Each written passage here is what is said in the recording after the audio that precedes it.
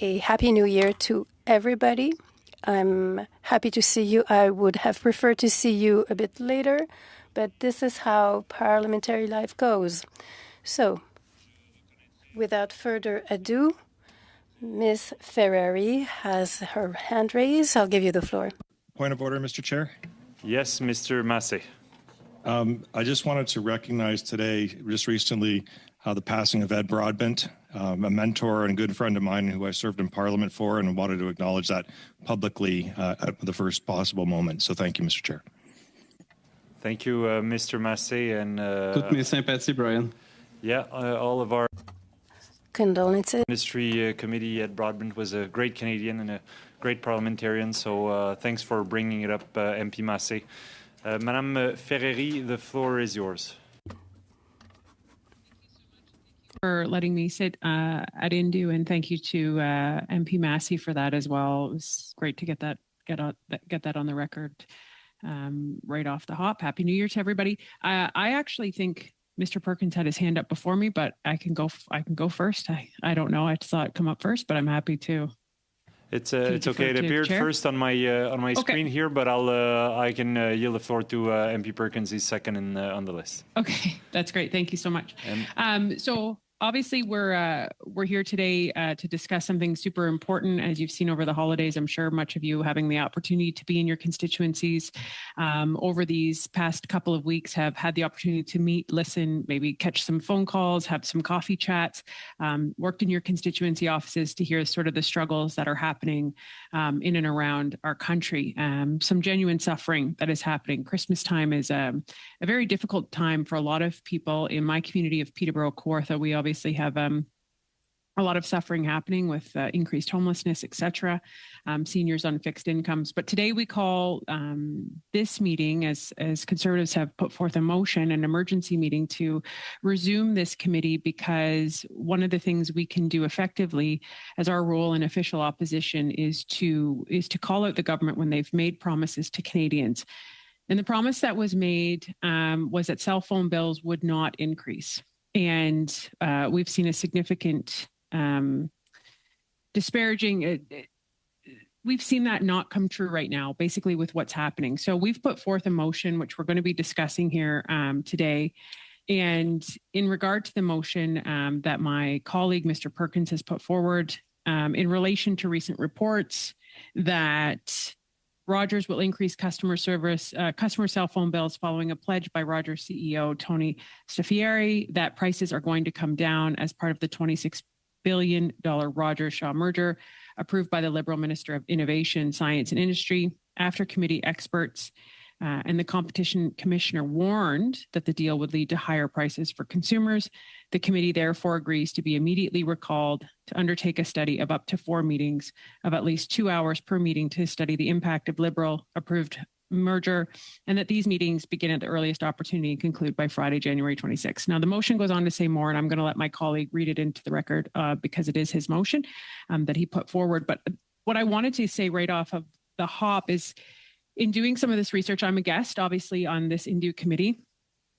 But when we look at this article and the industry minister, the Liberal minister, he has on record, and this is, from reference from Melissa Tate from the Globe and Mail, and these are his words: if Canadians do not begin to see clear and meaningful reductions in price within a reasonable amount of time, I will have no choice but to seek further legislative and regulatory powers to drive down prices in Canada, Mr. Champagne said at the time.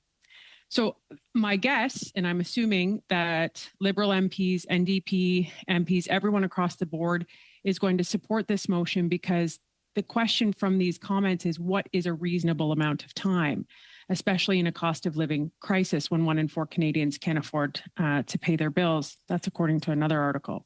So that would be my first question about that. What is that reasonable amount of time? And I'm assuming there is support across all party lines to delve into this to help best support their constituents who are having a real hard time making ends meet, especially January. For those of you who know, this coming Monday is considered Blue Monday.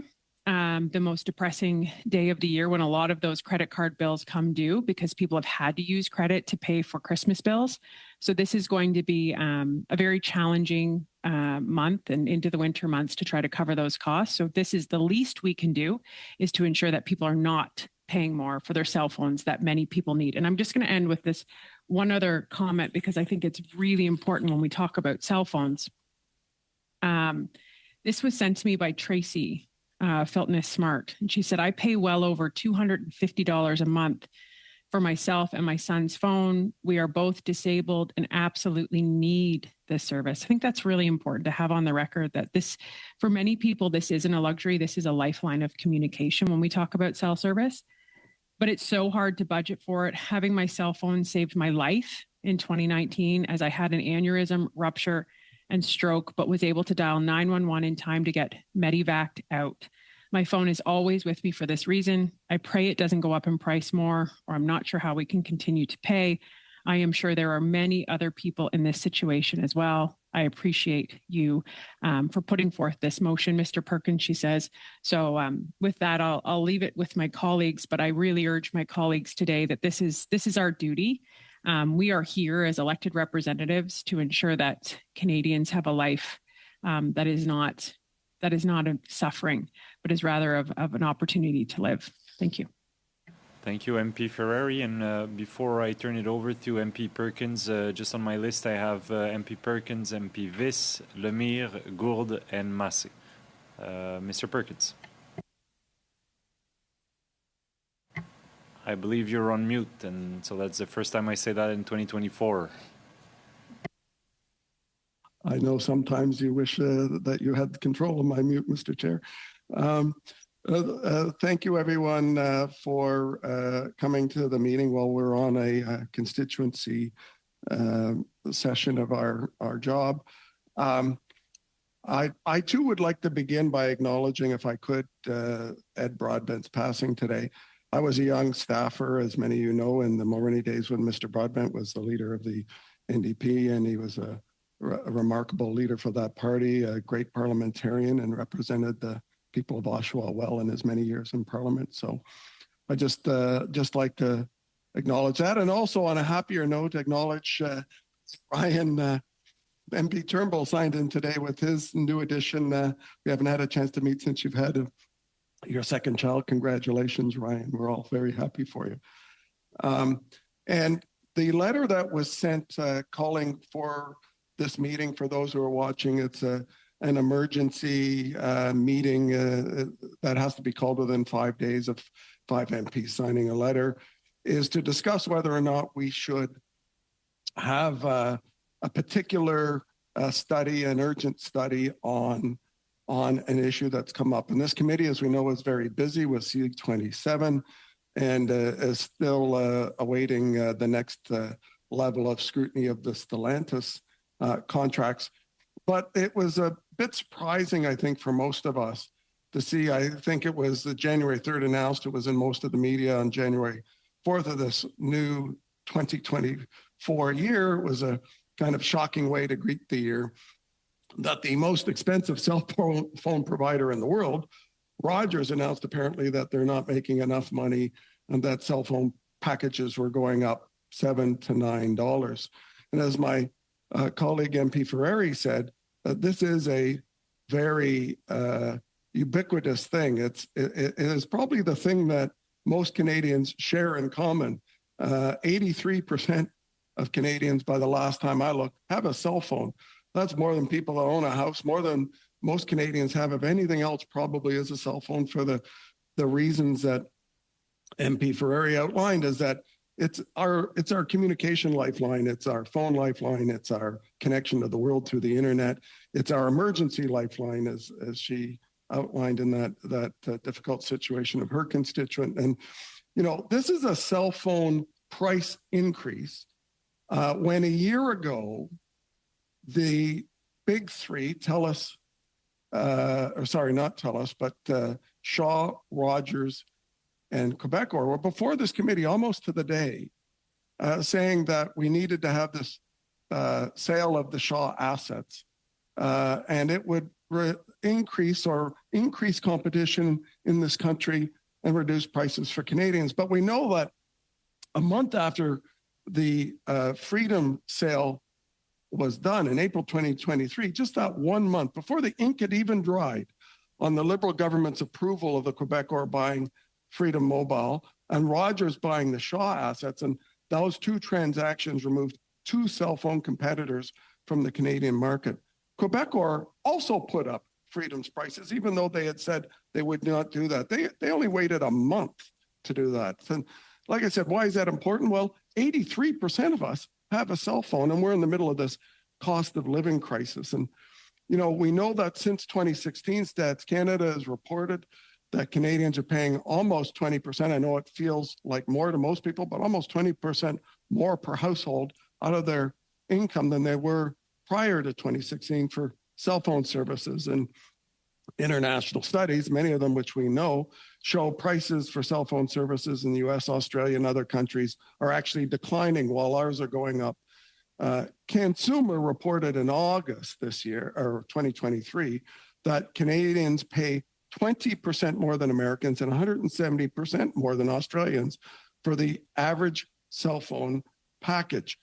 We hear the excuses, and we heard it before this committee, that, you know, from big telcos that the size of Canada is the reason, with the size of the country with the lower population is the reason we pay more. And Rogers, Bell, and TELUS, though, are the most expensive cell phone providers in the world.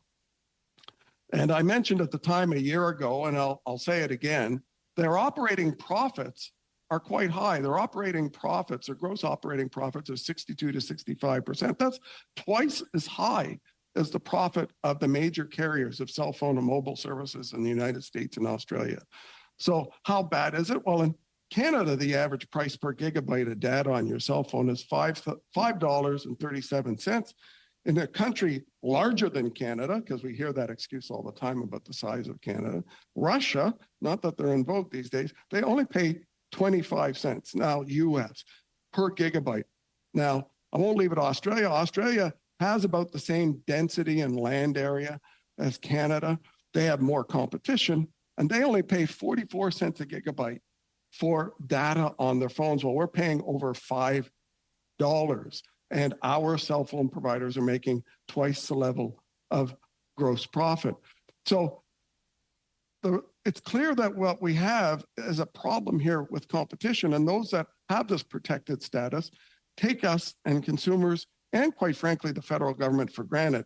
You know, it's the federal government that protects Bell, TELUS, and Rogers and Quebecor as this oligopoly because they use airwaves that taxpayers pay them.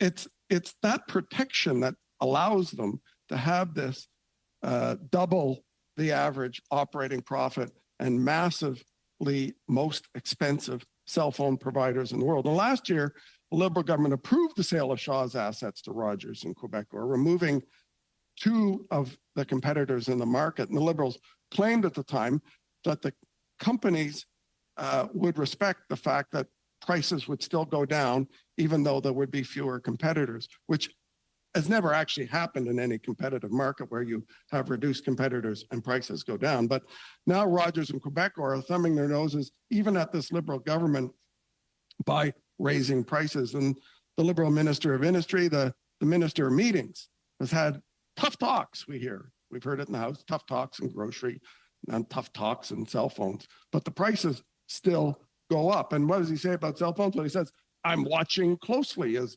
MP Ferrari outlined. Well, watching closely doesn't help people pay the bills when Liberals promised the prices would go down, and they're actually going up. And TELUS and Bell are refusing to answer the media questions in response to Rogers' increase about what they plan to do. So, you know, if they weren't planning to increase prices, we know that they would say, we're not planning to increase prices to the media. So I guess they must be planning increases as well, or they would come clean on that in public. And because the Liberal Minister of Industry, who helps oversee this cost of living crisis that we have, these cell phone companies came before this committee a year ago and before the Competition Bureau, claiming they would reduce prices if the Freedom sale went through. And They claim that, but they're doing the opposite now, increasing the cost to Canadians. That's why this committee needs to have urgent hearings with these players as to why they said a year ago we should trust them and prices would go down, and now they've done the opposite. You know, Canadians want this gouging to stop. That has been going on for too long. Not a single Canadian that I know that doesn't work for Bell, TELUS, or Rogers thinks that prices have gone down. I suspect the people that work for them think that, but they may be the only ones. So with that, Mr. Chair, I would, and I think the clerk has a copy of the study motion that I would like to propose, and if she could circulate it, and I'll just read it out for the committee members while it's being circulated. That in relation to recent reports that Rogers will increase customer cell phone bills following a pledge by Rogers CEO Tony Staffareri that the prices are going to come down as part of the $26 billion Rogers-Shaw Freedom merger approved by the Liberal Minister of Innovation, Science and Industry, after committee experts and the competition commissioner warned that the deal would lead to higher prices for consumers. This committee, by the way, I'll just interrupt myself in the middle there. This committee recommended unanimously to not approve that deal, but the government went ahead anyway. Anyway, I'll continue. The committee therefore agrees to be immediately recalled to undertake a study of up to 4 meetings of at least 2 hours per meeting to study the impact of the Liberal approved merger, and that these meetings begin at the earliest opportunity and conclude by Friday, January 26. I'll explain that in a minute. In order for the committee to return to its regular agenda when Parliament resumes, and that the committee invite the following witnesses to appear before the committee.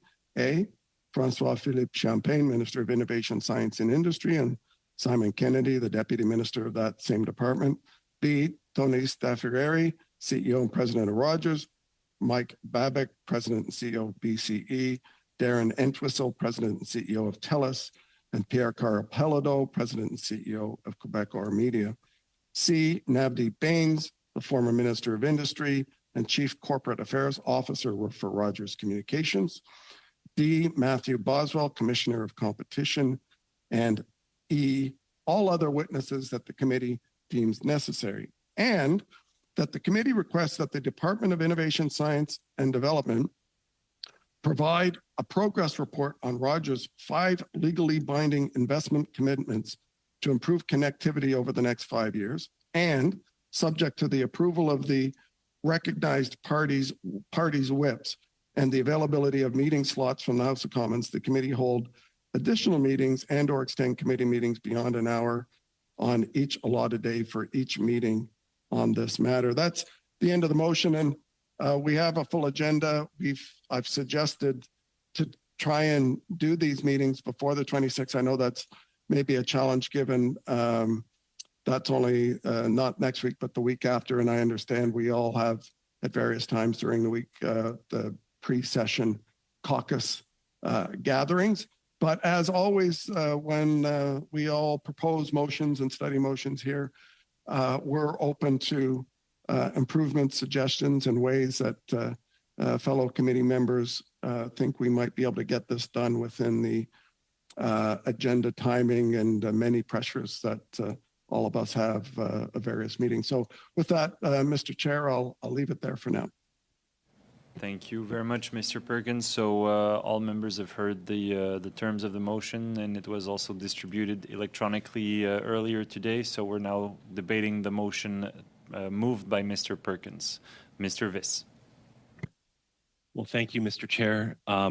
Congratulations to Mr. Turnbull on the birth of his new child, and my condolences to the New Democratic Party and everyone who, across political lines, who appreciated the massive contributions Mr. Broadbent made to our country. This week, like probably some of you, I went grocery shopping, and my wife sent me out late at night to buy a bunch of fruit for our kids. School started this week in British Columbia, and last week. This was last week, yeah. And no, it was this week. This week, yes. Man, all the days are going together. School started this week. And so I was going to buy all of the stuff for their lunches and everything. And I at the front of the superstore where I live in Abbotsford on Gladwin Road, they were selling little cartons of blueberries for like $6. And you know, if anyone knows where I come from, we're the blueberry capital of Canada. We literally produce more blueberries, process more blueberries than anywhere else, practically in North America. Yet for literally a handful of blueberries, where the grocery stores are charging $6. Now, that does not relate to the motion at hand, but it does relate to the cost of living crisis that Canadians are facing. And speaking to a number of people at local food banks over the Christmas break with constituents in some of those coffee chats that my colleague Michelle mentioned, it's very clear that Canadians are struggling. For some kids that go to my son's school, Centennial Elementary in Abbotsford, they rely on the food bank for lunch every week. So if Rogers decides to increase a parent's bill by $9 or $10 a month, it doesn't seem like much, but these parents are already living, they're already spending more than they're making every month just to support their kids. That's very common these days. So yeah, $9 or $10 for a family struggling to get by does make a difference.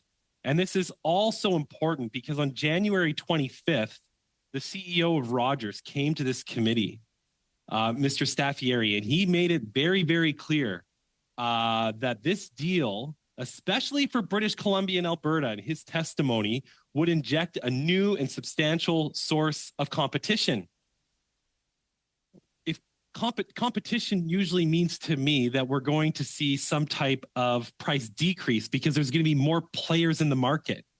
We didn't see that. Now we're seeing that anyone with a Rogers cell phone today, that has a Rogers cell phone, but that's not on contract, will see their monthly bill go up. I think that's contrary to the testimony that Mr. Staffieri shared with our committee. He outlined two principal ways that this deal was going to be good. And the second one that he outlined, he stated that Rogers would become a stronger, more formidable wireline competitor in Western Canada. He outlined that Rogers' cable footprint would expand to other parts of Western Canada that it doesn't actually reach right now. He outlined that there would be a $6.5 billion investment to improve connectivity in the very remote and rural Indigenous communities that I represent. So if his first major action since this deal was approved is to increase prices, I've lost a lot of faith in what Rogers is actually telling consumers, what they're telling us as parliamentarians, and what they're telling Canadians about their role in addressing the affordability crisis that all of us know is impacting the people we represent. So I do obviously support this motion because Canadians want to know that we're doing everything in our legislative power, and that's why we called this meeting, to address the things that they're staying up late at night about. And that's, how am I going to pay my bills right now? Canadians can't pay their bills. And we got to fight for Canadians so we can hold this meeting and we can hold Rogers, Mr. Staffieri, to account about what he shared with us last year, especially as it relates to British Columbia and Alberta, where he said there would be more competition because of this deal. Thank you, Mr. Chair. Thank you, MP Viss. Monsieur Lemire, la parole est à vous. Mr. Lemire, thank you very much. Happy New Year to everyone. And of course, I congratulate Mr. Turnbull and his family, and of course my sympathies to Mr. Massé and to all the political class. It's interesting that we talk about telecommunications. This is a topic that is very interesting to me. I wanted to talk about internet, broadband, etc. And as you know, I have tabled a motion in September that was accepted by the committee, and that was on September 26th. So Mr. Chair, or maybe the clerk can tell me how I can make an amendment to the motion of Mr. Perkins so I can broaden the motion. Canadians and people from Quebec want to know what the situation is like right now for telecommunications. There is a lot of information to verify. There has been several things that the CRTC needs to check. In 2017 and 2019, things happened with the CRTC, so I think that we should be doing an in-depth study. We know that C27 is a priority, but I think that we should be adding more meetings. This is our duty, I think. And this is a topic that is interesting to people. So we need to do a proper study. I think that particularly in rural areas, there's the issue of the quality of the access, the quality of the network. There should be towers that be built so that people can have access to the cellular network. It's a matter of public security, of quality of life. This is something that we should resolve. There's also the resiliency about climate change as well.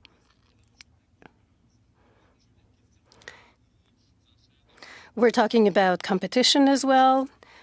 There have been major investments, over $2 billion that have been invested in the spectrum. And we were waiting for a fourth player, Videotron. They invested $250 million in that spectrum. So I would like to suggest an amendment. That is that we adopt the September 26th motion so that we have a proper study. We can increase from 12 to 16 hours. That I think that the witnesses suggested in the Conservatives' motion are totally relevant. Mr. Kennedy, Mr. Champagne, of course, the CEO of those companies. I also think about other people that we heard in other studies, open media people. I was in Kipawa yesterday, and they were talking about the lack of cellular network for several citizens, and I think that those people should be heard as well. Do you need me to read the motion that has been adopted by the committee so that we can make an amendment? Yes, but Mr. Lemire, from a procedure perspective, of course, yes, the motion has been adopted by the committee on September 26th. I don't think that it's possible to replace the motion, today's motion, with the one you're talking about. I think you should bring your motion back in some other way.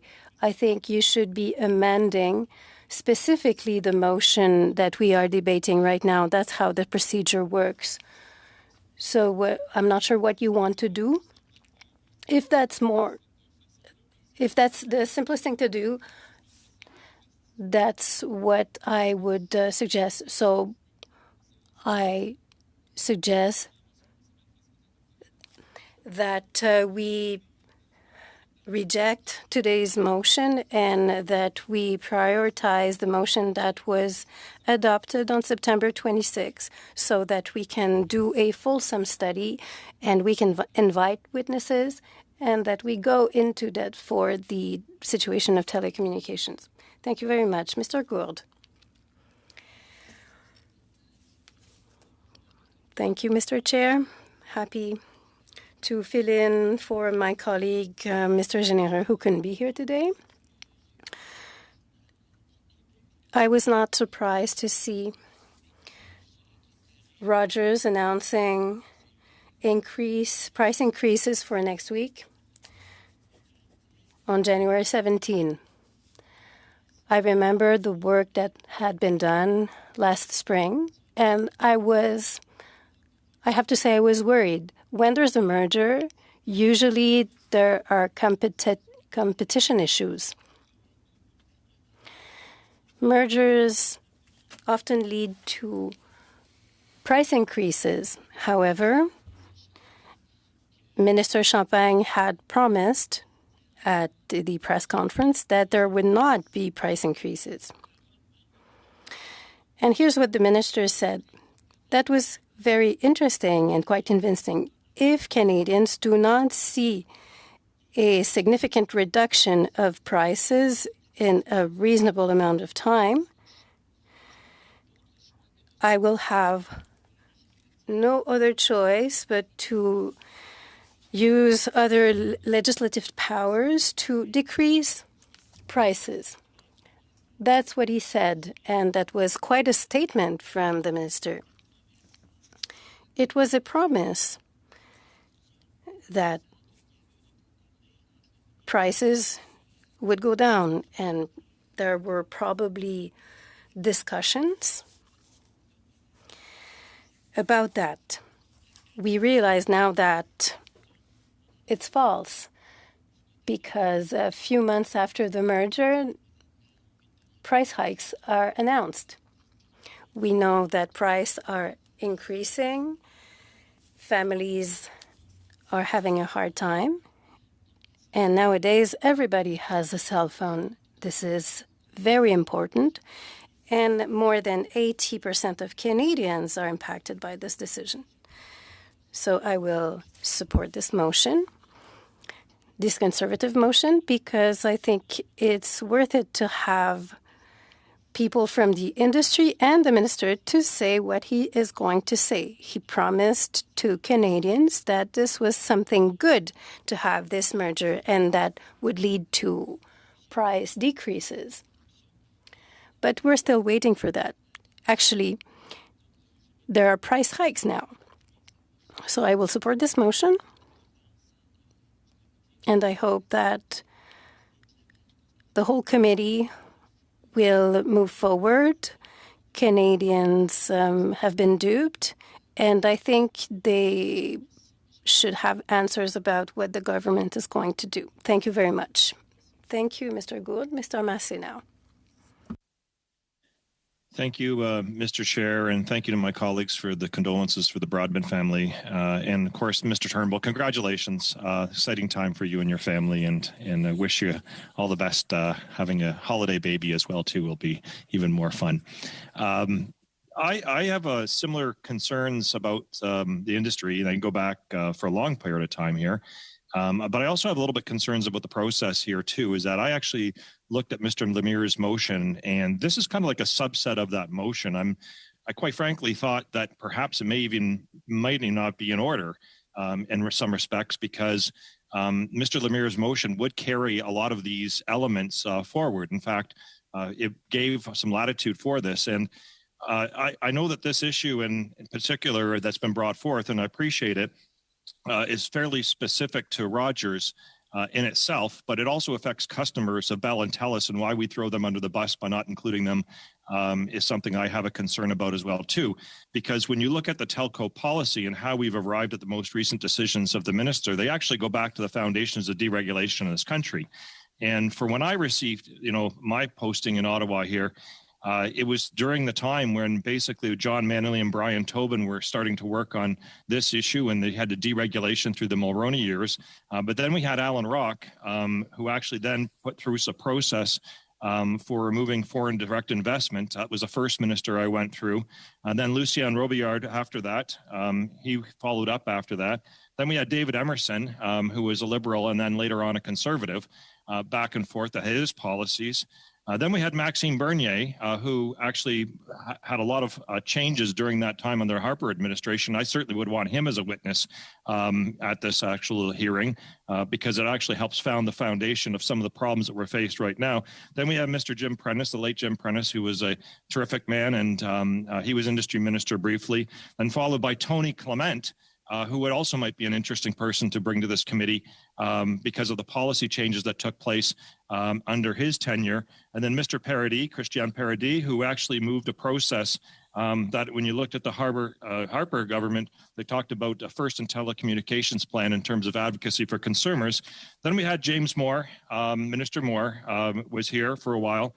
Again, was talking about innovation and changes. Then we had Mr. Baines, who's referenced in the motion here, and finally our current minister. So it's no accident Canada has had some of the highest prices in the industry and also some of the most abusive practices that have taken place. And this one more smaller chapter of those abuses is important, but I think we need to remind ourselves some of them that we've taken place over the years.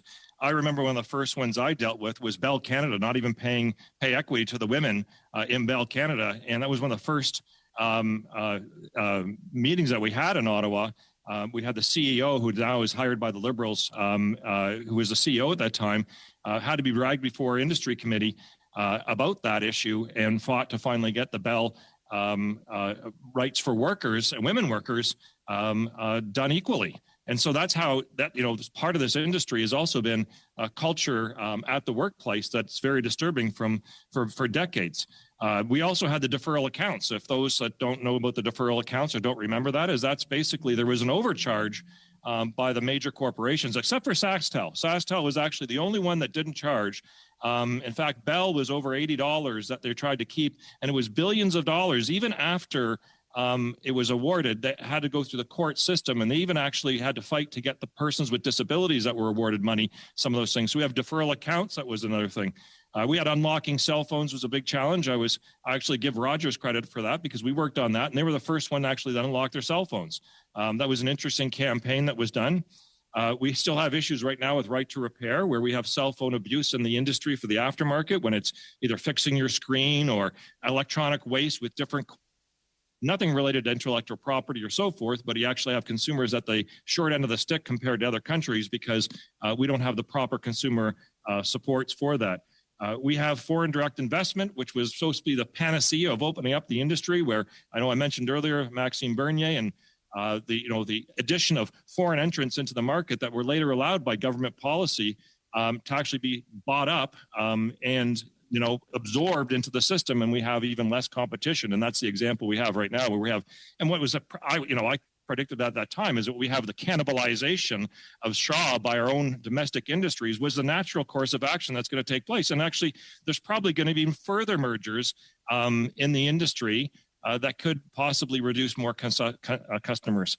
And we have massive public subsidies that have gone on with regards to this over the years to try to incentivize them for not going into the markets for rural and other areas. And Mr. Lemire has mentioned that with regards to that. This committee actually had a study on that specifically, where recommendations have not been followed on by successive conservative and liberal governments.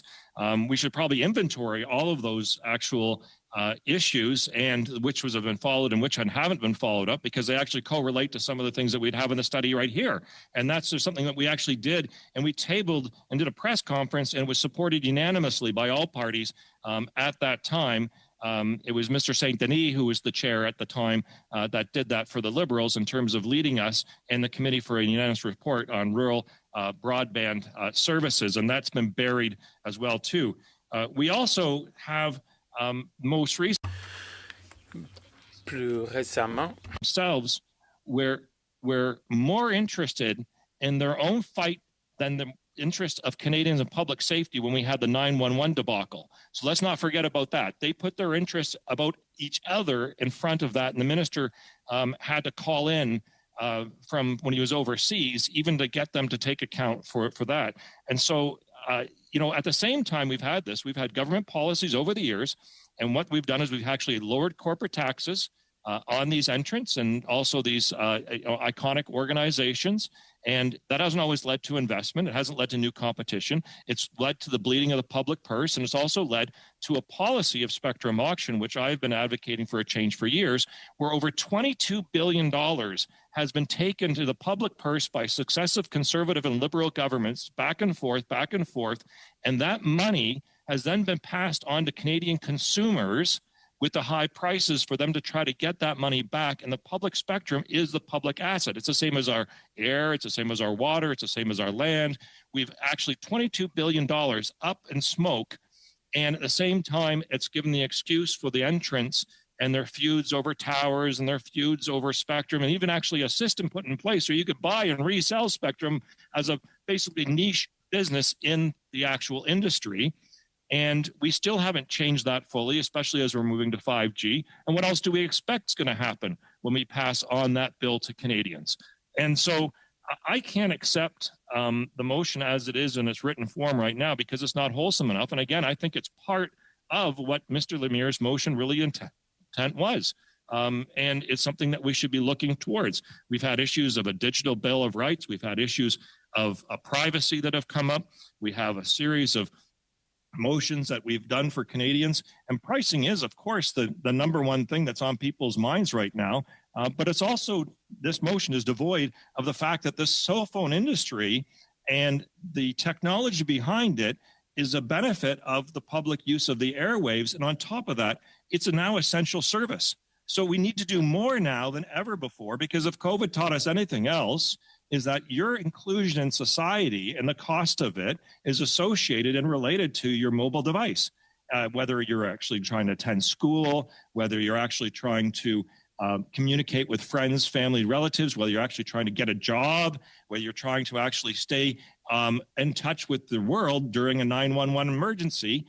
It's now an essential service that requires some more examination. And so I think that some of the things in the motion here are quite correct, and they're very important to look at, and I'd appreciate them. But I would hate to leave out organizations that have known and bled this for years. We have, the Public Internet Advocacy Center, we have Open Media, we have Professor Vaz Bednar, we have Dr. Robin Shaban, we have the Consumers Association of Canada, we have CARP. We have all those groups and organizations that I'm sure would want to get in on this and would want to have some more wholesome discussions about it. So, I'm open to looking at the issue for sure. I would like a further analysis, though, and hear from other colleagues about Mr. Lemaire's motion and whether or not this is really in order, because I believe, again, it's very specific, but it's a subset of what Mr. Lemaire was trying to get at. And it at least is worth talking about because we have passed that. And most importantly, is I don't want to leave the other customers of Bell and TELUS and others basically to the wind because we didn't decide to actually do the proper thing and look at the proper industry. And sure, when we look at this, I've just detailed the bare bones of what's taken place over 20 years. We're here for a reason, and the specific case is here for a reason. But even if we were able to fix a specific case, it's such a small part of the entire story, it really isn't going to give the relief that's necessary that the justice we could do. And I also don't want to make sure that this isn't going to be shopped around to other committees at the House of Commons. Like that's been the practice recently, is industry stuff has been shopped around to other committees and to other places, and it's caused confusion, it's caused issues. So if we're going to do this, let's do it right. Let's not leave it then for it to be tabled some other committee to do the proper job that we should be doing here. And again, this is why I think Mr. Lemaire's motion is one of the reasons I supported it. And we've been kind of doing our best to get C-27 through things and focus on prioritizing that. We've also entertained other things. But if we're just going to look at this one minuscule industry for an industry really that is the Titanic in many respects with Canadian consumers, and it's certainly one that could have been national pride, and it's also one where there's a public interest side more than ever before, because again, we own the spectrum and we also give up the land rights for some of the infrastructure that takes place for this industry to run. And yet we've then cast ourselves to the wind. And at the same time, successive governments have collected billions of dollars off of Canadians in the spectrum auction and then passed it on to them on their bills at the end of the day. So, and that's coming, another storm on that's coming unless we change ourselves. So I'm open to looking at this. I'm open to doing some work on this. but I want it to be a wholesome thing. And I don't want to, again, just look at one niche part of it. A very important part, and I'm pleased that the motion has come forward with some description towards it, but I think it's a subset of all the things that we need to get at, because time is running out. Our spectrum is going to go more up to auction in the future, and there still is a lack of consumer accountability. And this is just one perfect example of many of why there needs to be an overhaul to the basically archaic system we have. Thank you, Mr. Chair. Yes, before I turn it to MP Ferrari, just to answer your question, Mr. Massé, given that the motion, aims to respond to a specific set of circumstances that's a little different than the motion we adopted on September 26th. I think it's receivable and it is in order. However, it's one proposition that's on the table right now. It's up for the committee to decide what it wants to adopt, and if it wants to build on a motion that was previously adopted by the committee, it can so decide as we first debate this motion, but then we'll see where it lands. But it's a possibility. Madame Ferrari. Thank you, Mr. Chair, and thank you to everybody. It sounds like, there is definitely an effort here to row in one direction of helping Canadians, which I like to see. So I can't see how this motion wouldn't get unanimous consent to pass, because I think you've all explained that you care about Canadians. But I want to bring it back to the core of what we're trying to do with this motion, to bring back forth a sort of emergency meetings and industry committee to help Canadians have more affordable cell phone bills, which was brought forth by my colleague, MP Perkins. And I'll let him talk further about what that looks like to sort of find a ground so that we can all move forward with this. But I want to point out Minister Champagne on Tuesday urged carriers to seriously consider customers over profits at this time, when the announcement was that Bell and Rogers cell phone prices are going to increase. He went on to say, and I quote, "While prices for some wireless plans have declined by more than 22% over the past year, the planned price increases to certain month-to-month plans that have recently been announced go against the spirit we've set at a time when Canadians are struggling to make ends meet," Mr. Champagne said in his statement. He went on to say, and I quote, "I am prepared to use any other tools at my disposal to fight for Canadian consumers." That's what this committee is. It is the tool to fight for Canadian consumers. And it is an urgency, as I've stated before, in a cost of living crisis. So under the motion that has been put forward, I also want to reiterate, given the fact that the Liberal government approved the decision to make Canada's telecommunications market smaller and less competitive, the Minister of Industry must answer for this latest price increase, which he said. So he has quoted here saying he will use any tools necessary. There is an urgency to this. This goes against, again, same quote about reasonable time.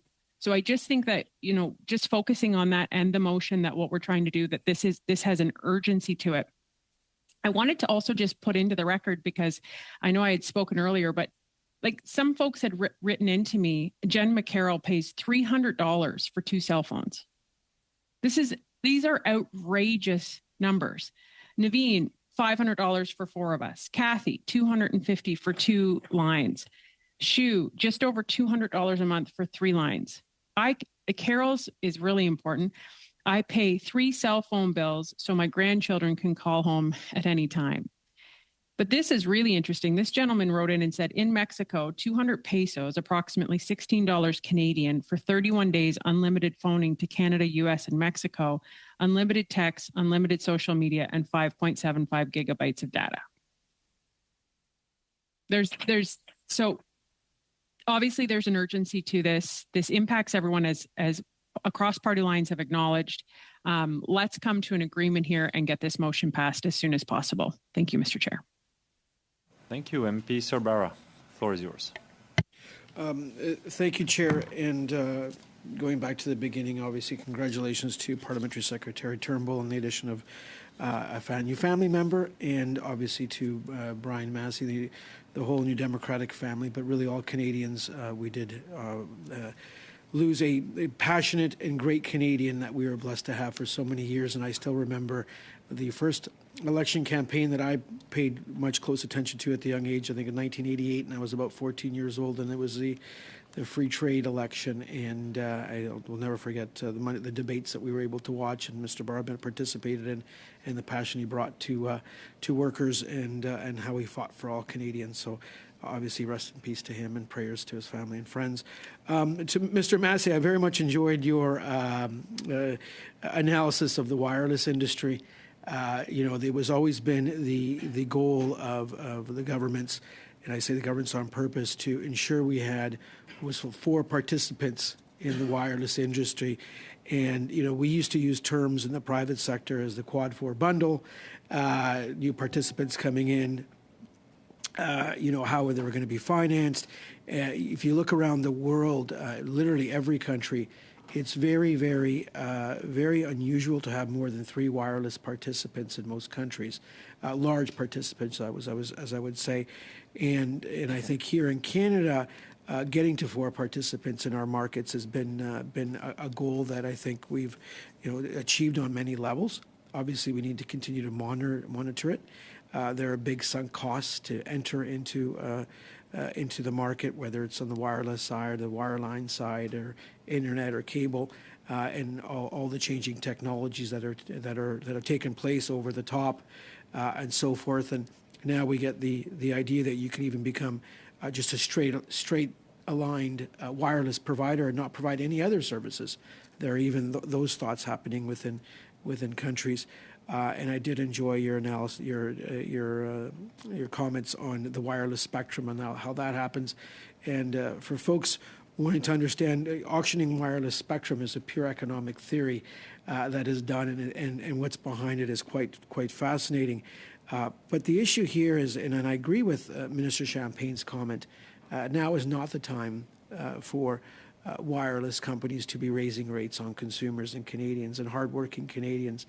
I agree with the minister on that front. Canadians have been through a lot these last, and my constituents, and like all constituents, have been through a lot in the last few years. We've had COVID, we've had global inflation, we have a war in Ukraine that continues on, that has ramifications, and we know with global inflation that people's pocketbooks have been pinched, to say the least. And we as a government have obviously acted in unison with parties to put in place measures to help Canadians, and whether it's on a temporary basis like the GST, HST credit, the grocery rebate, or whether it's on a permanent basis, the Canada Child Benefit, a National Early Learning and Childcare Plan, which here in the province of Ontario by September 2025, we will have 10-day daycare on average for Ontarians. I just met with the officials of York Region and went through how that is going and moving towards a national dental care plan. I was, much like many of my colleagues, with our seniors just last night and talking about the implementation of that and how that's going to save seniors and really almost 9 million Canadians, literally hundreds of dollars and sometimes thousands of dollars. Going back to the issue at hand in terms of looking at the sector, and being sort of relatively new to the committee during my second several months, going to Mr. Lemaire's Sebastian's and bonjour Sebastian and bonne année, to his what I would call over like an umbrella motion that was brought forward. I think it definitely needs to be done. I think we definitely need to take a look at the dynamics within the market. For those of us who like to follow the industry closely, there's always the CRTC monitoring report that comes out annually. It's a 300 or 400 page booklet that gives you a lot of information on market shares, on pricing, on dynamics. And you know what? And it is a statistical fact that, a lot of pricing changes have been taken place, have been done over the last several years. And there have been significant decreases in various plans that are out there. At the same time, we're very cognizant that, Canadians, and including ourselves, as Brad said, we go to the grocery store, we see what the prices of goods are. I have 3 kids at home, and I know what it costs to very well what it's cost and costing to raise these three girls that I'm blessed with. So I'm very cognizant of that, and I'll always fight for my constituents to make sure not only that their lifestyles and the expenses they face day to day are affordable, and that there is no price gouging going on, that there are no anti-competitive practices going on. And remind the committee, I think it was Bill C-34, Chair, that was passed on this committee in terms of on competition. And there's other measures that we've been putting in place in the recent legislation we brought to Parliament under Minister Champagne on anti-competitive practices. So it's really, really important that we continue to go down on this vein, because again, who are we fighting for? As Ms. Ferrari said, we're fighting for our constituents. We're ensuring that prices continue to decrease. We're ensuring that when transactions happen in the marketplace, so that they're not detrimental to consumers, that consumers, yes, are benefiting from the most recent technology, whether it's 5G, whether it's now talking about AI and so forth on that vein. But we continue to. So I look at Sebastian's motion, and I think it's incredibly important that we look at that, because each committee is a master of their own domain. They get to pick and choose what they study and what they don't study. And they get to pick and choose. And in addition to, when a report is issued, if there's a minority report that wishes to be issued, or a dissenting report, that can also be done. That's the flexibility in committees. I would like to add, Chair, that it's very important that we have been in front of us currently is Bill C-27. And I say to my parliamentary and esteemed colleagues from all parties, the nature of artificial intelligence, the nature of privacy, and how it applies to all 40+ million Canadians in this beautiful country is something that we really, really need to get into the, if I can use the football analogy, into the end zone on a very diligent, very judicious way. Artificial intelligence, we know the Europeans are on it. We know the U.S. is on it, other jurisdictions. We need to show the professionalism in which we always do, and the leadership as industry committee members on what some would consider, and what I would consider, is probably one of the most important evolving technologies that we will see in our lifetimes, and that potentially, from what I've been reading and from what other folks who I think are probably much more wiser and smarter than myself are saying, will transform the way we do many, many things, and is transforming the way we do many things in life, and hopefully being a beneficial mechanism to the standard of living of literally hundreds of millions, if not billions, of individuals in this world. Just to circle back, and I'll finish up briefly, Chair and colleagues, and I thank you for your patience, is with regards to the motion and why we're here today, and thank you, Mr. Perkins, for bringing this motion, because we are parliamentarians. We do work every day, whether it's in our state offices, helping our constituents, or looking at legislation and issues within our committee previews. We do need to make sure that our citizens are benefiting from technologies, are benefiting from market transactions which took place, that they are seeing the benefits, whether it's lower prices on goods and services, whether it's improved competition, which drives innovation and prices. We need to see that. I'm pro-capitalism, I'm pro-markets, and the last thing I like to see is when anti-competitive practices are adopted.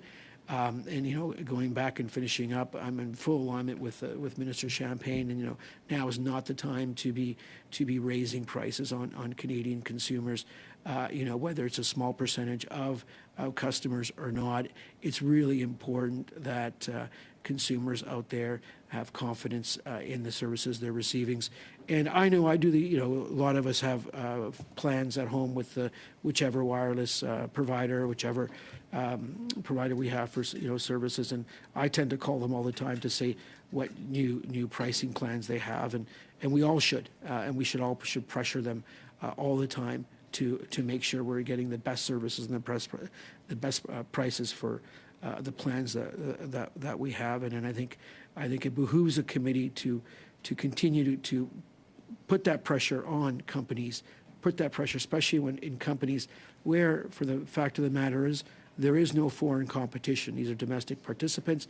They've invested hundreds of billions of dollars in their business in totality, literally. I covered the sector for many years, whether it's Bell or TELUS or Rogers.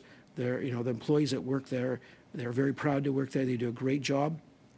And they've invested billions of dollars in their businesses, building out.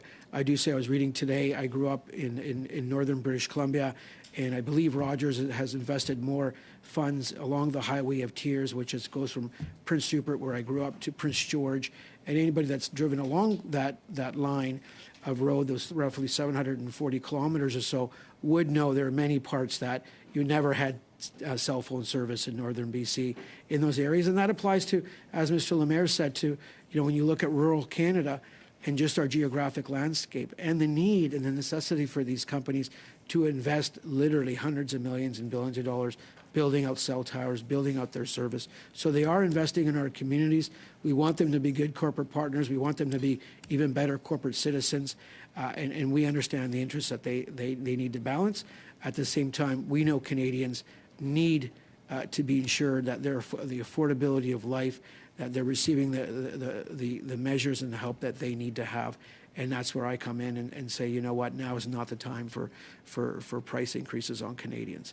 Thank you, Chair, and I'll turn it back to you and to the next speaker. Thank you. Merci, Monsieur Sorbara. Monsieur Turnbull. Oh, well, Happy New Year to everybody. It's great to see you all a little earlier than I thought, but thanks for the well wishes for my newborn daughter, and my condolences again to Mr. Massey, all NDP members. Obviously, my riding is right next door to Oshawa, and at one point, Ed Broadbent actually represented the people of Whitby as well as the people of Oshawa because it was one riding. So I know him to be a great leader. I didn't know him well, unfortunately. I feel bad about that. But, I think we all know how great of a legacy he left. So my condolences for that loss, and sort of life and death for me, because thinking about Ed Broadbent as a loss and my newborn daughter as a gift, a miracle of life. So it's great. Anyway, look, I think the debate is good here. I really think it's an important topic. I think we've had several attempts to, study this that have been on this sort of list of studies. I think, I sort of, when I saw this letter, from the members that signed the 106.4, I immediately started Google searching and looking for information on, cell phone prices. And I confess I wasn't 100% clear in my mind as to, where the market was at. And I felt bad about that because I felt like I should know more about it. And, I was pretty quick to find some Statistics Canada information that sort of, it's actually pretty easy to find on their website in relation to telecommunications in Canada. And so I was sort of interested to see that there's information provided by Statistics Canada that shows that cellular services decreased in price by 22.6% over the course of the year of 2023, from November 2022 to November 2023. So this sort of conflicts with what we see, the claims being made in the letter that was signed for the 106.4. So it makes me feel like, we need to sort of dig into this topic and get to the facts. And I think it's important to do that. I think Mr. Sorbara and others have commented that, hearing about Rogers increasing prices is challenging to hear at the very least. It's something that my constituents, along with, I'm sure, all of our constituents, would be concerned to learn. I think within a broader context, we need to understand, well, what is happening with cell phone prices. So I've been listening intently to the comments that are made. So I want to, say that that's sort of something that I'm throwing up as it's making me question, well, is the media report, something that's, an instance of a price increase in a broader context that Statistics Canada is reporting on, maybe cell phone prices are actually going down. So I think we should get to the bottom of that and talk that through. So I can see us doing a study.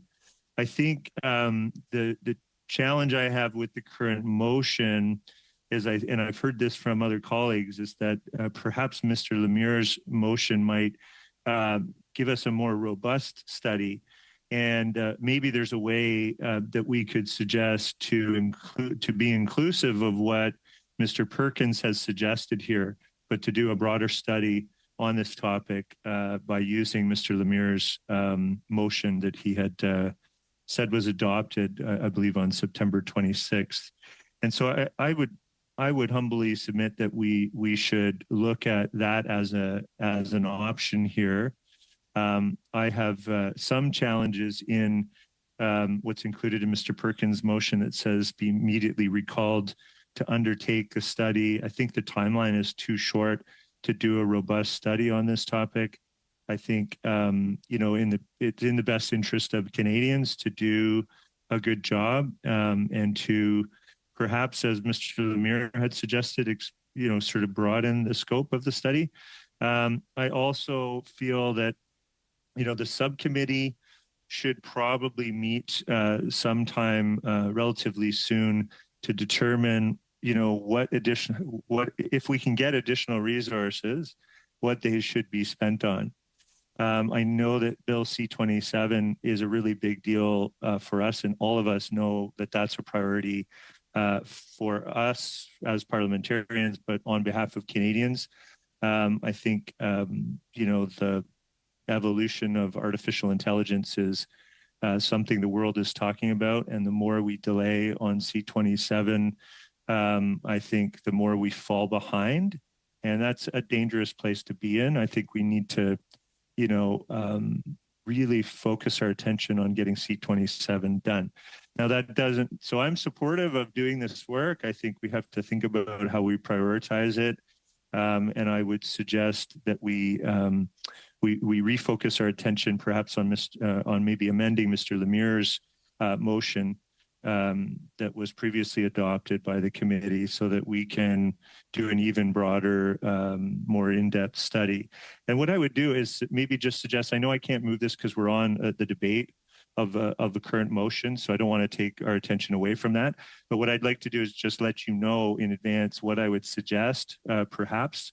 And I was just thinking about this as I was listening to others and writing this down in the background here, sort of thinking about how could we be inclusive of what Mr. Perkins has suggested, but still work with Mr. Lemieux's motion.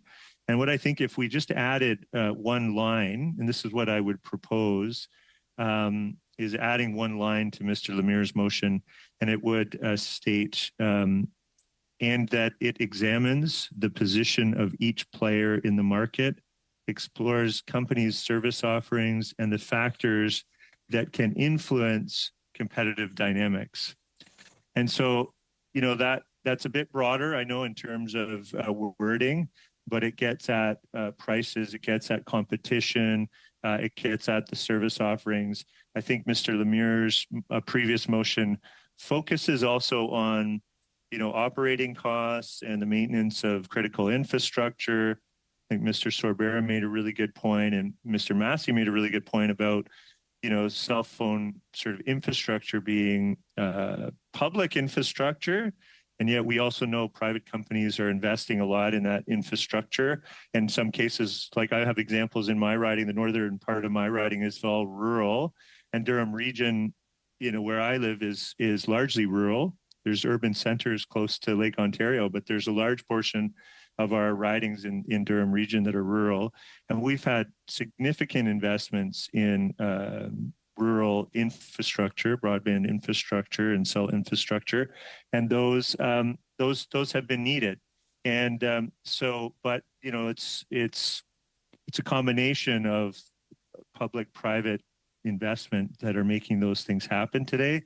And so I think we have to think about how does that impact the industry? How do we open that up? How do we create more competition? There's been lots of conversation about that. So I'm open to the conversation. I think it's a good study to have. I agree. I think we all agree we have to ensure that cell phone prices are coming down. And the way to do that is to have some witness testimony and really, I would love to hear from Statistics Canada, given the fact that I can find so easily from Googling it on the internet it took me all of 10 seconds to find information that showed that cellular service prices have decreased by 22.6%. That's over the entire industry in Canada. That's a significant amount, given the fact that general inflation has been high. I actually found a graph that showed that cellular services are one of the only indexed CPI items that has come down dramatically. So it sort of flies in the face of what is being said in the letter that was sent. So I would like to sort of undertake a study that's broad enough that we can get to the bottom of that and really assess whether the competition policy of our government is working to bring down cell phone prices on average. And I would really like to get to the bottom of that on behalf of Canadians. So thanks very much. And I can't move the amendment, but if we were on Mr. Lemieux's motion, I would move an amendment that in an attempt to get to consensus on this. Thank you.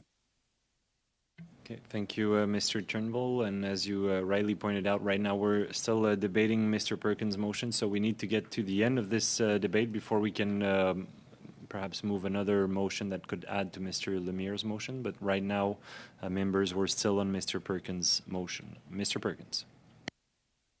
Thank you, Mr. Chair. And I've listened intently to all the interventions, and I'll just start off by saying, no, I don't think we have consensus that cell phone prices have been down. I don't think I have a single constituent in my riding that would agree that cell phone prices have come down or that they're paying 22% less than they were paying last year in the cell phone prices. And I'll just help MP Turnbull. This wasn't some mythical thing. It was announced by Rogers on January 3rd. You can Google the media articles if you like. The media articles state quite clearly that Rogers is putting up the price of new packages $7 to $9 on average. And that follows on almost a month after your government approved the Freedom sale to Quebecor, where Quebecor put up the price on all BYOD. For those who don't know what that means, bring your own device packages. They put it up after sitting in this committee and saying that they would reduce prices. So we have we have cell phone companies saying one thing to parliamentarians so that they could get their deal passed, and we have another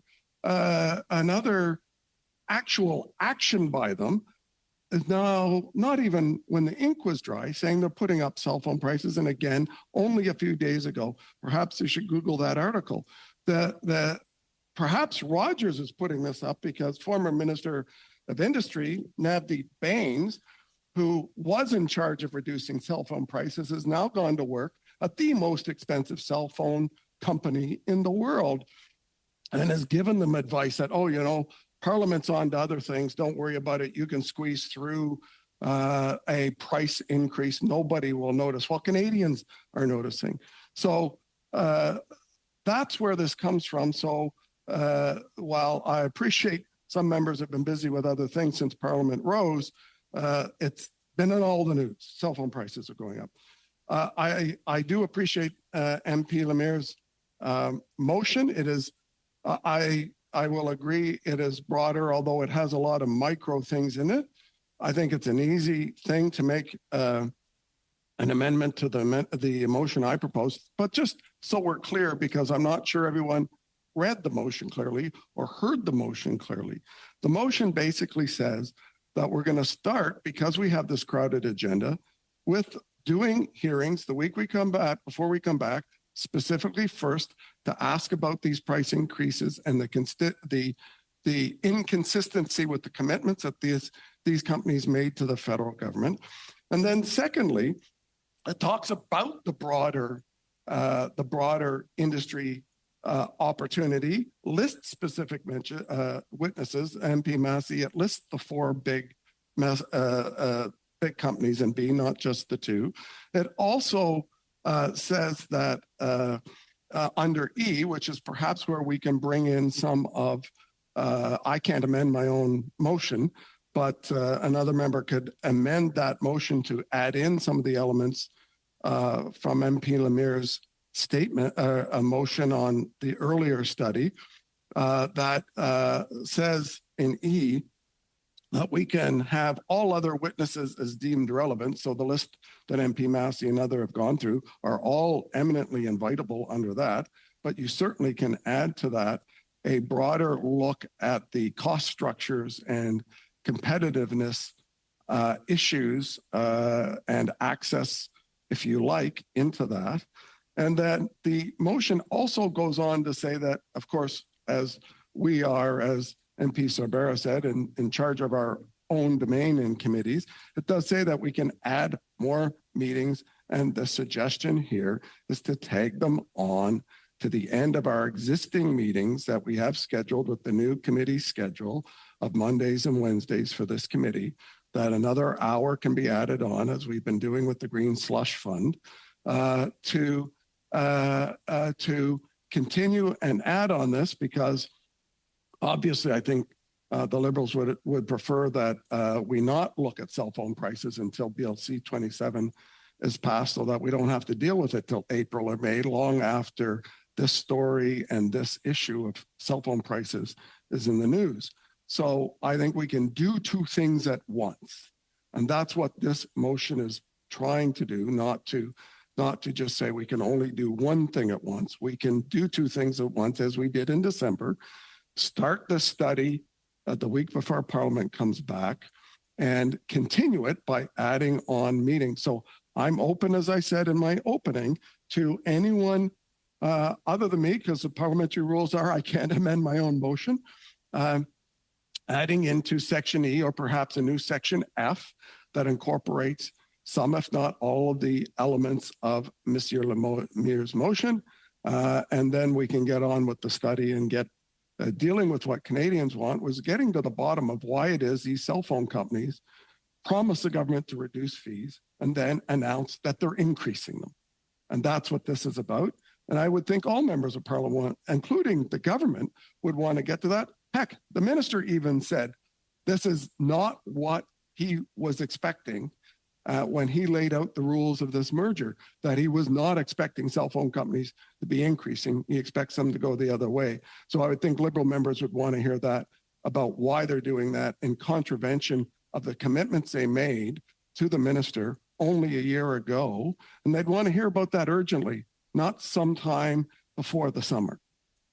So I would hope that either an MP on my side or MP Massey or somebody would be able to add in an amendment that finds a way to mush those two motions together so that we can get on with the study and dealing with one of the major cost of living problems and issues that that Canadians have, which is their growing cost of their families' cell phone prices. Thank you, Mr. Chair.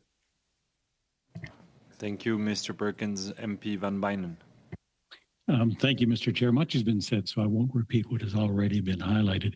I have a continuing concern with respect to the way the industry is going and the profound impact that we will see as a result of artificial intelligence, and how if we don't act swiftly and decisively with respect to Bill C-27, the profound impact that it will have that we may not be able to undo. So I don't want anyone to minimize the importance of going forward with Bill C-27, because it's an important thing on an ongoing basis as well. I also believe that if we're going to look at this, we should be sincere, and we should make sure that this is a fulsome, a thorough, and a fact-based review. Already we've heard two different perceptions of what Statistics Canada tells us. I think we should look at opportunities where all of those facts are on the table for everyone to consider. And I think it's important that it captures all of the dynamics of the issue in the telecommunications, as well as recognizes some of the changes that we've seen in the Competition Act. Concentration in marketplaces is turning out to be not as advantageous as we've seen we thought it would be, and so there's been some change there. And I think we need to give thorough thought, and I think we need to give this the time and the framework and the scope that's being proposed in Mr. Lemire's motion. So I would agree with the suggestion that Mr. Turnbull has made. Thank you. Thank you, MP Van Bynen. MP Vis. Thank you, Mr. Chair. I'm actually just working on revising the motion as we speak in good faith to include Mr. Lemire's key points as Mr. Perkins outlined. Would it be, can I request that we suspend for 5 minutes just so I can finish writing that up, Mr. Chair? Without, I see we have Mr. Massé. Mr. Vis, we'll go to Mr. Massé first, and that'll give you more time, and I'll get back to you after Mr. Massé. Thank you. Mr. Massé. Thank you, Mr. Chair. And yeah, I've been looking at this as well, too. And I'm just wondering, so, and maybe you can answer some of this a little bit, too, is I'm looking at the motion here. And there are some, inclusions here that Mr. Perkins has that we can expand it. There's no doubt about that. I still think this is really more of a subset of Mr. Lemire's motion, but that's just my personal opinion. And I don't want to challenge the chair on it, but I still think that this is covered off with what we've already addressed, and we just didn't sign a date to Mr. Lemire's motion, really. So if we were trying to work this through, though, I'm also worried about it being unintentionally a trap that also complicates ourselves getting the proper witnesses because of the date timelines in here, and trying to shoehorn this on the fly to make it somehow work. And then we only have a week next week really to meet, because the following week we have our caucuses that we'll be attending. And so that'll also affect our capabilities. And we're also, I'm working on constituency stuff right now. That's just as important as this issue. I mean, we're dealing with, quite frankly, in Windsor, significant economic issues and other matters. This obviously is crucially important to constituents here, but there still is several other things that we're dealing with. So I don't know what else to abandon. If we are going to go, we could try to do it, some in Ottawa, I suppose, or some virtually, which is not as effective, I don't believe, especially if we want to bring the CEOs to the table, which I want the CEOs to the table. And I thank Mr. Perkins for pointing this out, because I didn't want the impression to be that it was just Rogers on that alone. It's more about Rogers customers, but I want all those CEOs in the room with us in Ottawa. That's what I would preferably have, is trying to do it properly. So I don't know how today we can do that. And maybe Mr. Vis will come back with something. But at the same time, I'm just wondering whether the best process for us is to agree to, some elements of the motion that we're going to do work on this, whether a motion that would say that we're going to merge Mr. Perkins and Mr. Lemire's motion, that a simple one like that, and then go to planning so we can get the proper resources. Because here's kind of what we can do is we could actually, try to get in a couple meetings if we can, then find some really important, interesting stuff that needs to be followed up on. I've listed a litany of things I won't go through again. And then we find out we don't even have the House resources for them. And then we can't make a decision on how we allocate C27 and a new study on this. And then we bring in one or two people from the industry. We leave the others out because we can't accommodate the timeframes. And we're stuffed in the doldrums as a boat with no sails, or no wind in the sails, waiting to find out if we can actually get some time. So maybe, Mr. Chair, you could, provide some guidance as to, the challenges of trying to get the witnesses. And if we have to subpoena a witness, I want to subpoena a witness if I have to.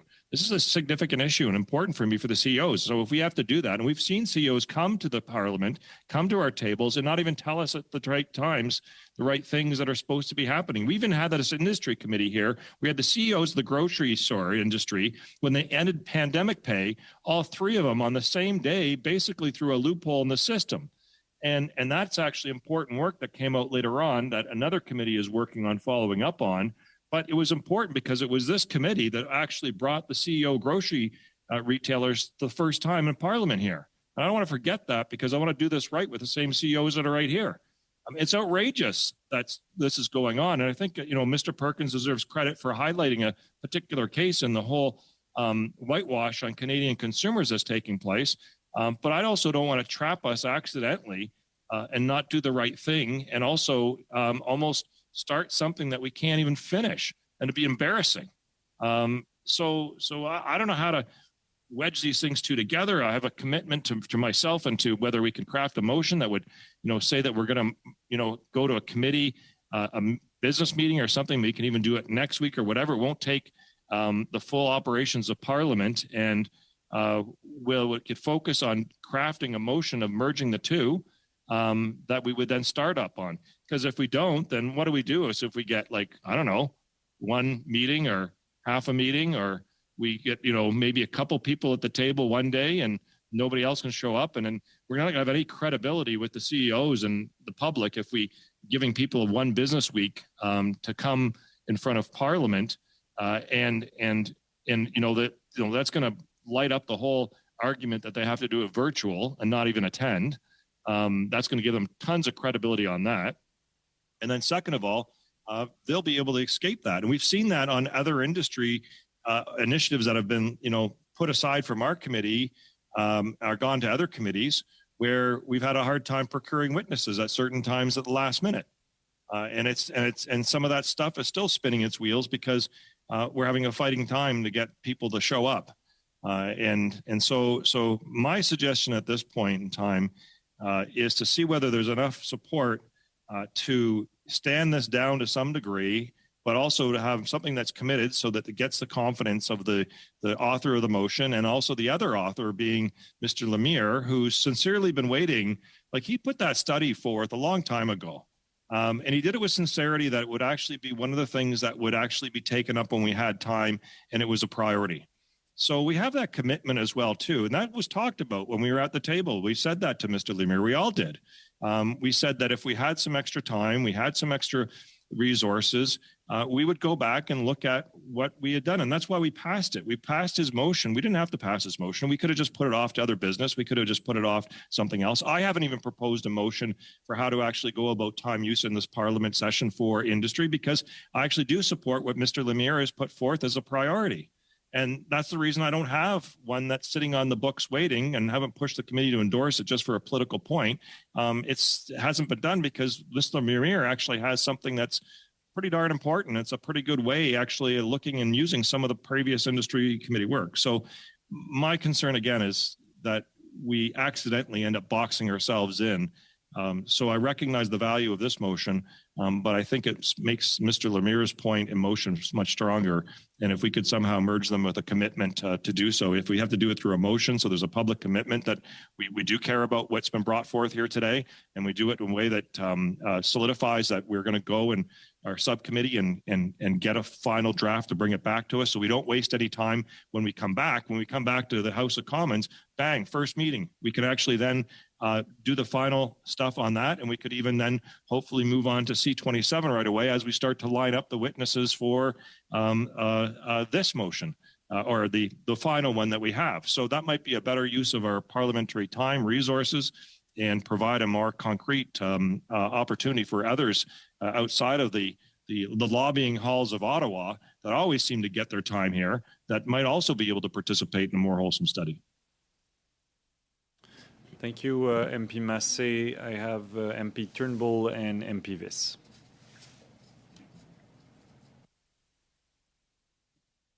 I actually agree with Mr. Massey to a large degree, and I think Mr. Lemire has been waiting patiently. I think 3 out of the 4 parties in this meeting have agreed to do a study on this topic that is fulsome and thorough, and that it is a priority. So, I would suggest that that's a way forward, that we should the Conservatives wanted to do this study. Mr. Lemire has a more sufficient motion that's sort of on the docket of things to study. Why don't we move to amend that to be inclusive of what Mr. Perkins and others have suggested here? I think that is a way forward. It gets us to consensus. Seems to be, I think, better. I think, perhaps it's not sufficient to have CEOs just appear all together. It may be advantageous to have them appear one at a time if that's what the committee desires. I think Mr. Lemire's motion may allow us to do that as well. So I think, that's what I would suggest. I think that's a way forward here. And so I don't know whether Mr. Perkins is not liking, getting what he wanted. It just seems kind of strange that we would have, an ability to move forward here and then have resistance. It's not really just about the wording or who put the motion forward. If we're working on behalf of Canadians and we have a way forward here and we're agreeing on doing this study, then let's get it done. Let's move to Mr. Lemire's motion and amend that. So thanks again. Okay, thank you, MP Turnbull, MP Viss. Thank you. I'm just pulling, I actually just worked on with my team here a motion that incorporates what Mr. Lemire included in his original motion. I suspect, MP Viss, you meant to say you worked an amendment to the motion. My apologies. Thank you, Mr. Chair. I worked in an amendment to the motion on the floor today, which would include the following language, and it's all going to be sent to you right now, that we would include the language for or encapsulating Mr. Lemire's comments.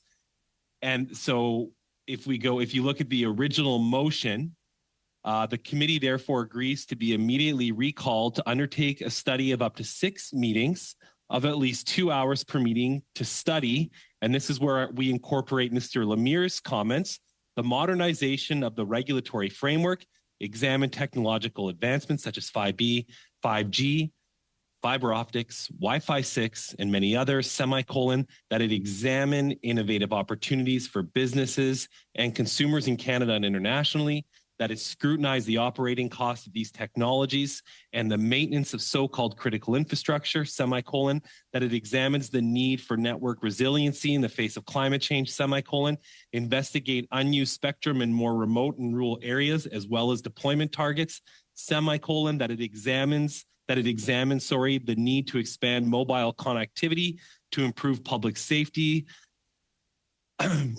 and examine telecommunications tower construction programs and infrastructure deployment financing.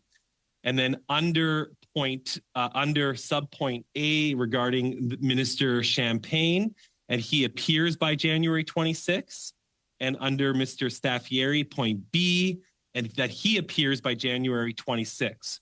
So what the Conservatives are trying to do is encapsulate the existing motion of Mr. Lemire in good faith, to work positively with our colleagues while acknowledging the intent of why we called this 106.4 in the very beginning was to hold the big telcos to account for increasing prices when they came to this committee on January 25th in 2023 and said that they would provide more competition, which means lower prices in Western Canada, especially just under a year ago. So that motion should be circulating right now.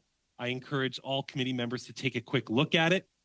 Canadians don't want to wait till we get back. We can do this work right now on their behalf to address the affordability challenges that they're facing. Thank you, Mr. Chair. Point of order, Mr. Chair. Yes, MP Massey. Yeah, so I appreciate the work of Mr. Viss on this, but this is what I fear in terms of where this go. I believe it's more really about him amending Mr. Lemire's motion versus that of Mr. Perkins' motion. And so I think you need to do a ruling on that at some point. So let's get it and take a look, as opposed to, again, what I worry is that we've got another 25 minutes here. And I'd prefer to, again, I'd like to see you to have a look at that, because I don't want to get into a debate as to whether or not it's admissible, if some other members feel that way or not. But I suspect because of the way it's been done, it's kind of like the tail wagging the dog, and not because of Mr. Viss's work, just because of the way that the things have evolved. So no fault to his own or to Mr. Perkins or even to Mr. Lemire.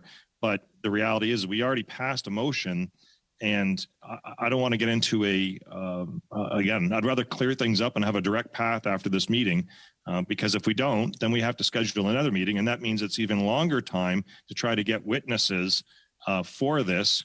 and that's another lost opportunity. So I think that we just, if we are going to take a break, we only have a little bit of time left, and to be cognizant of that, because we have to either pass something or we come back to another emergency meeting, or we try to continue to craft something out as the time ticks away from witness notifications that can take place. Thank you, Mr. Chair. Thank you, MP Massé, for that point of order. I will entertain your point of order. I think you're correct, basically, Mr. Visson, although I appreciate the effort in trying to find a path forward. This is basically asking the committee to vote on something that we've already agreed with an amendment. So if we wanted to amend, just procedurally, colleagues, so we're clear, now we have Mr. Perkins' motion. We've got different path. Either we adopt the motion or we defeat it. Either we amend the motion or not. If the motion is defeated, a member could bring another motion that would seek to amend Mr. Lemire's motion.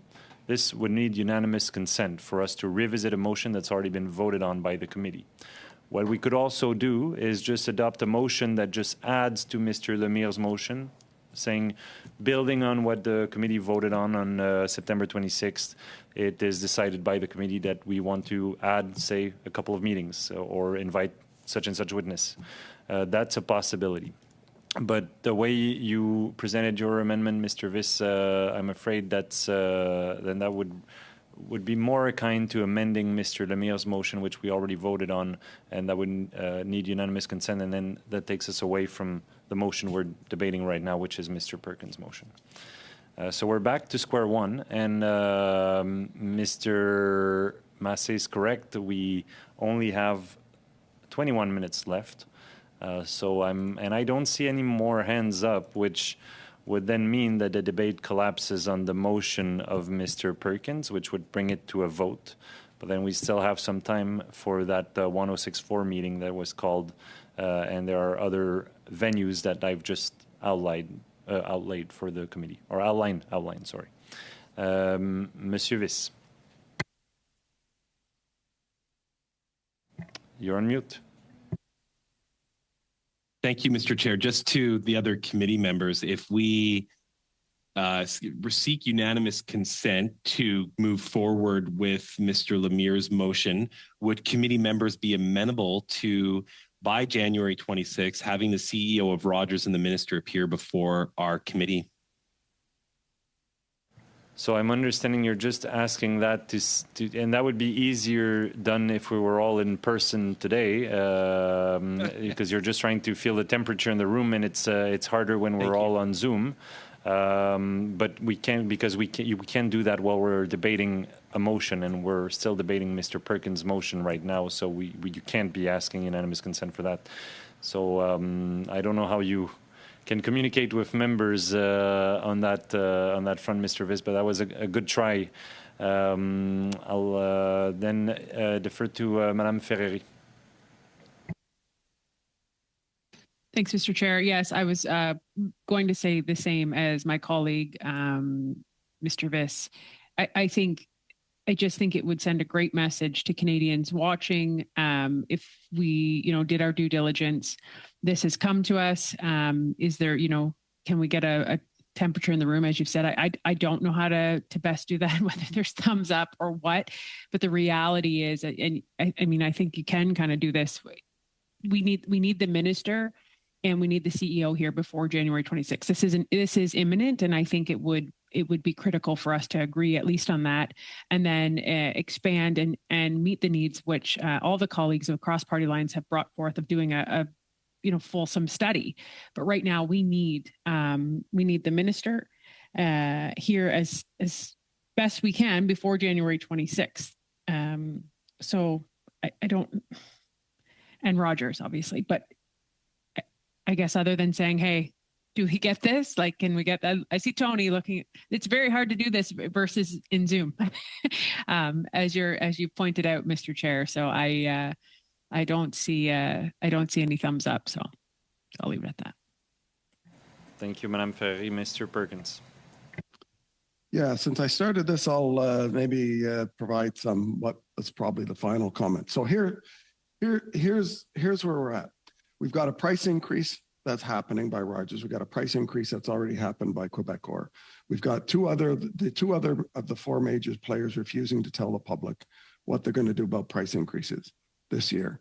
And so we're in a position where if I hear the government members right, the Liberal members right, they think this is an urgent thing too, except that they want it to wait till after we finish C27, which is going to be a few more months. I can understand why they want the delay of this, because obviously more study on cost of living increases for the government is not something they want to have hearings on. But that's the reality, is that these companies are ignoring what this government said about reducing prices. So I guess I would feel more comfortable, because nobody's willing to do the thumbs up, if the committee said, you know what, we can walk and chew gum at the same time. We can add on to C27 a third hour to begin a study on this when the House is back. If it's on Mr. Lemire's motion, fair enough. But waiting till C27 is over, I think, is irresponsible given the cost increases of this. And so if, as MP Turnbull said, it's urgent, and MP Sorbera said it's urgent, but just not the Conservative motion, then let's get to it and add on the time. We can't get another meeting slot, but we can add on, as we did in the fall with the Green Slush Fund, and we still have to finish that.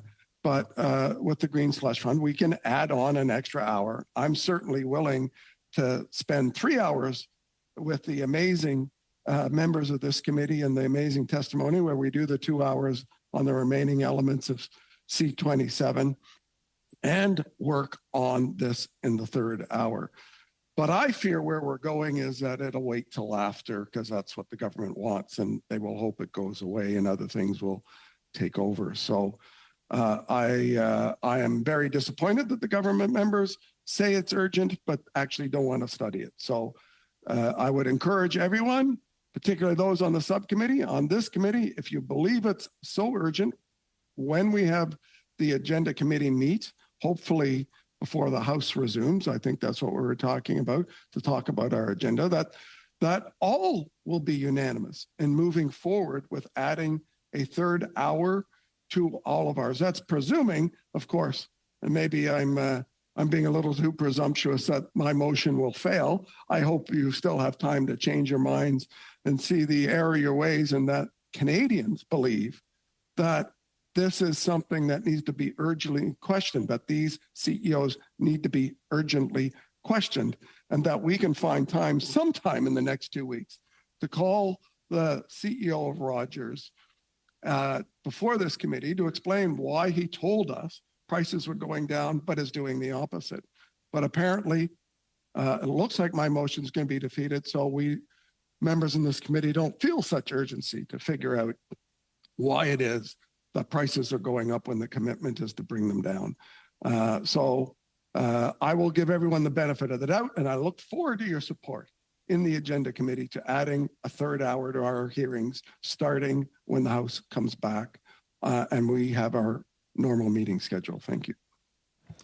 Thank you, Mr. Perkins. And for your information, while we're all here, I am hoping that we get a steering committee done by the end of next week or early the week after that, so before our national caucuses. MP Massey, floor is yours. Yeah, no, and I thank you for that, Mr. Chair, and I thank Mr. Perkins for submitting this, because we weren't really having those discussions yet, so this kind of created that. But I do want to point out that Mr. Lemire's motion has been on the books since September. So this is the latest round of what's taken place to Canadian consumers. So don't, just because it pops up when the House of Commons isn't sitting and it's a specific target on the minister, doesn't mean that we don't care about all the other things that have taken place. And there could have been action on this or several other things that have taken place, and we could have broken off meetings at any point in time. We're the authors of our own destiny here. So I would hope, and my intention is to go to the steering committee and try to find those extra resources or time to do something more substantial than just a one-hit wonder on Rogers in this moment that's going to be meaningful for Canadians, and we don't have it baked later on after C27 that we have it. But I mean, this is the reality that we're faced with right now. It's a Hail Mary pass motion during a time period right now where we have very little time to even notify the witnesses to come and guarantee that they would be on our site here, or we have to go in a circle again and come back and just look at this one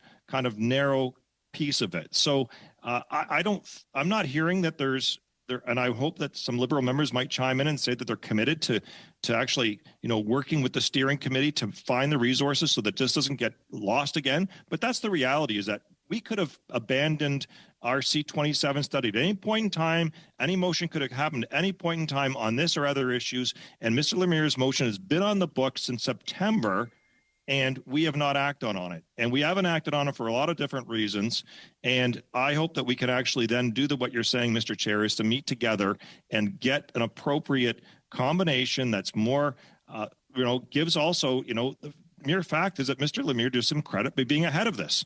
I mean, he's not reacting to what's just taken place in a small subset of the larger problem in industry. Mr. Lemieux actually approached the committee in earnest, put the motion, put it on the table. We voted and supported on it, and it's been sitting patiently, and he has been in this committee. So I'm hoping that other Liberal members will commit to making sure that we're going to do more than just wait around to C27. That's not the intent at all. This is actually, for me, invigorating in the many senses that we're actually going to get to something that I think is very much where the committee should be spending some time on, because C27 is soaking everything up, but we actually have some of the biggest responsibilities. And I'll conclude with this, this is why some of our work has been shopped around to other committees as well. And it's been done by certain parties that have tried multiple motions on the same subjects and different committees, trying to take work away from us, or we're not even finishing the stuff that we actually have passed motions on that is actually still have witnesses coming forth that are still there. So I guess the thing we have to discuss, whether it's going to be publicly now or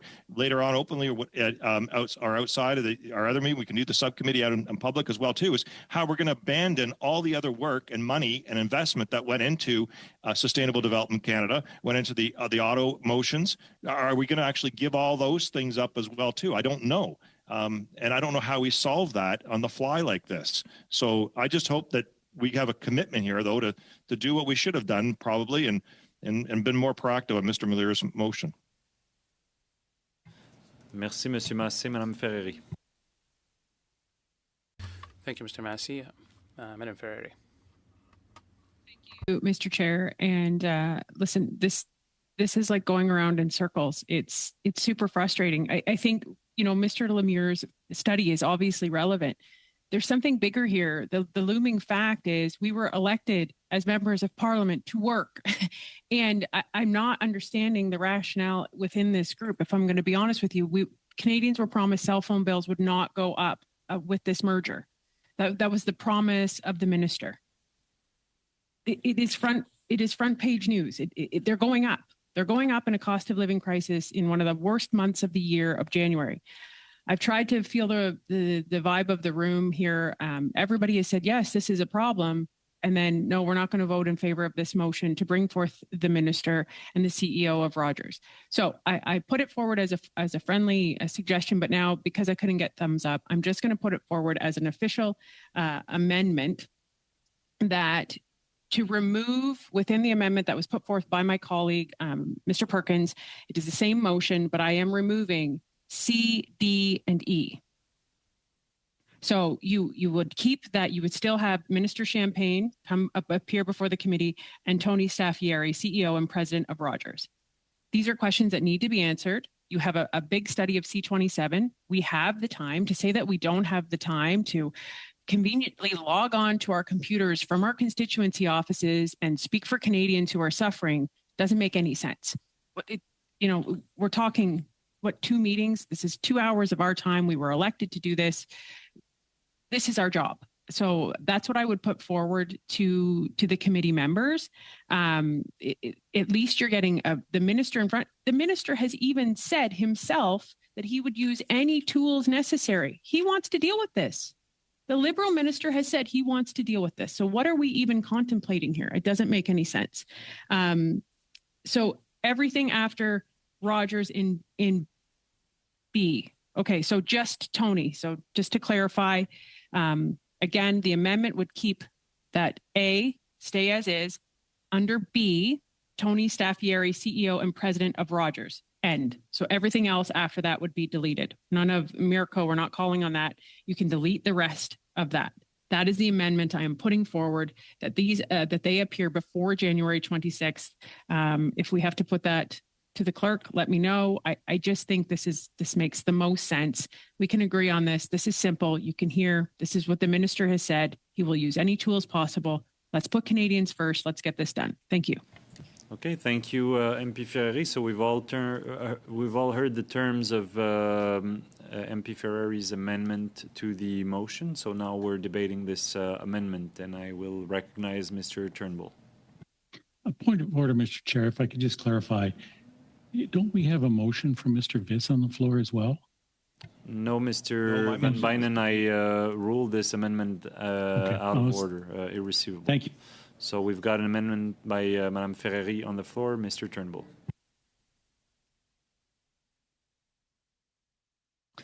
Okay, thanks. I wasn't anticipating an amendment, but I was listening intently to Ms. Ferrari's attempt to amend the motion. I mean, from my perspective, we've literally been saying we want to do a more fulsome, robust study. And what Ms. Ferrari has just suggested cuts that study down even further. It makes it more narrow rather than more robust, which is counter to, I think, where the committee conversation has been going. And so I'm not really sure why we'd be doing that, or why that would move us closer to consensus when it's really just going to make the study more narrow. I think we heard from Mr. Lemire that his motion that was adopted by the committee has been sitting there, and he's been waiting patiently. Mr. Massey has said he thinks that's a better place to start. I think I agree with that. It ensures that we do a more robust study. I think if the subcommittee, I certainly would reassure members of this committee that if the subcommittee can meet, that I'm sure that we could take Mr. Lemire's motion and work towards a study or wording for this motion that we could achieve consensus on, that includes some of the things that were in Mr. Perkins' original motion, which we've tried to, Monsieur le Président, to suggest that there's a Mr. Chair, point of order. Thank you, Mr. Lemire. I was also informed by our interpreters. Low, and that makes it hard for the interpreters to hear you properly. Also, the image is freezing a fair bit. Maybe if you turn the camera off and pursue your comments, I don't know if that's going to help with our situation, if we can get back interpretation, because this takes up a lot of bandwidth. But it's been going on for some time now. Would you mind trying again, and we can see if interpretation works? I'm sorry about that. I've just disconnected my two other devices from the internet. So my apologies. That may improve things, or no? Yeah, no, it's not helping all that much. So I'll keep you on the back burner, Mr. Turnbull. I have MP Van Bynen and Mr. Viss. Maybe if you can connect it directly to the source, or in any event, we've got 4 minutes left. So I'll go to Mr. Van Bynen.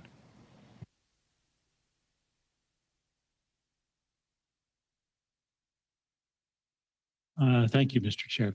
I want to come back to the urgency that we talked about with respect to Bill C-27, and also reinforce the discussion that we've had, how important this issue is.